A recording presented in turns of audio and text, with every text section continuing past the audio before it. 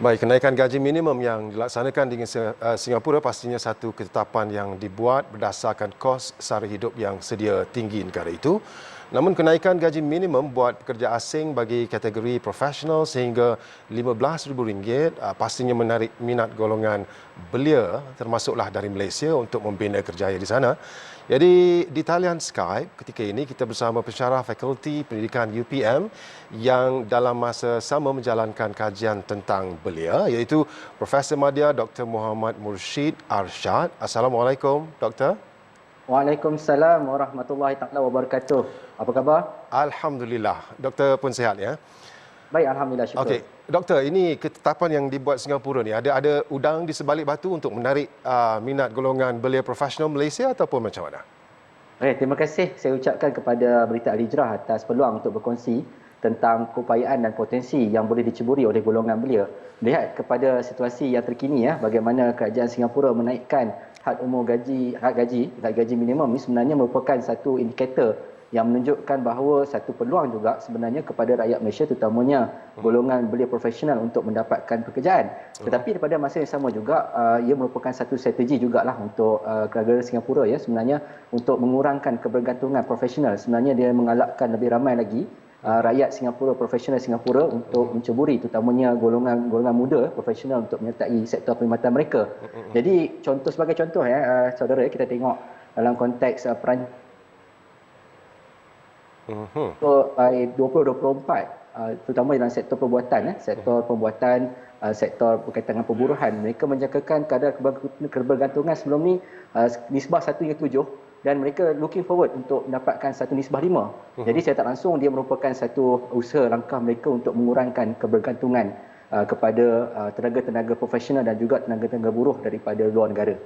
Dan bila melihat kepada konteks di belia Malaysia, sebenarnya ini adalah merupakan satu peluang juga, dan pada masa sama juga kerajaan Malaysia juga boleh ke arah untuk menaikkan kadar gaji minimum. Kalau kita lihat di dalam konteks Malaysia saudara, kita lihat dekat sini kadar gaji minimum kalau kita tekan daripada Perintah Gaji Minimum 2020 Seksyen 23 Akta Majlis Perundingan Gaji Negara 2011 iaitu Akta 732, kadar pengangguran tu kadar untuk gaji minimum tu sebenarnya dah masuk ke RM1,200 sebulan.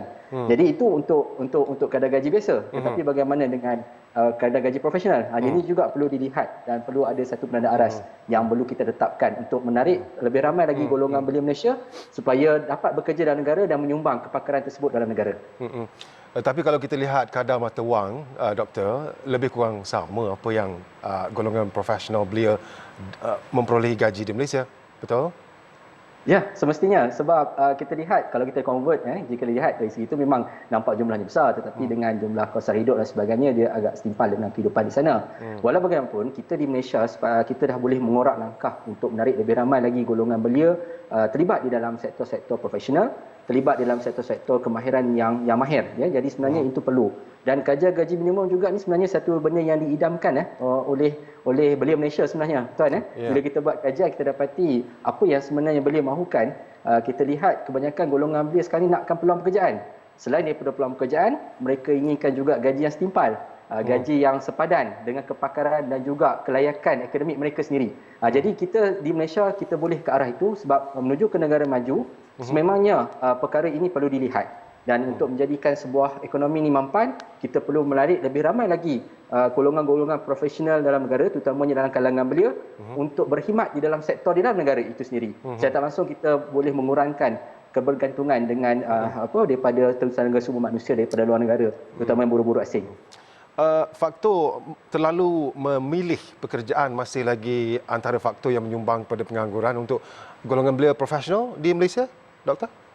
Semestinya itu cabaran dan kalau lihat dari segi konteks belia profesional, utamanya mereka memiliki kelayakan, semestinya mereka menambahkan gaji yang setimpal dengan kemahiran dan juga pengalaman mereka serta kelayakan akademik mereka. Walau bagaimanapun dalam konteks ini kita seharusnya memberi peluang lebih banyak lagi golongan belia untuk mendapatkan peluang latihan dan juga pendedahan. Itu penting. Upskilling, reskilling, cross skilling perlu dilakukan secara berterusan supaya kita dapat lihat golongan belia ni bukan sekadar hanya mampu untuk makan gaji semata-mata tuan, tetapi mampu juga untuk mencipta peluang pekerjaan dan mendapatkan pendapatan sendiri. Baik. Terima kasih banyak, Doktor. Terima kasih Assalamualaikum. banyak-banyak. Ya, tadi Waalaikumsalam warahmatullahi wabarakatuh. ya, Profesor Madya Dr. Muhammad Mursyid Arsyad dari UPM.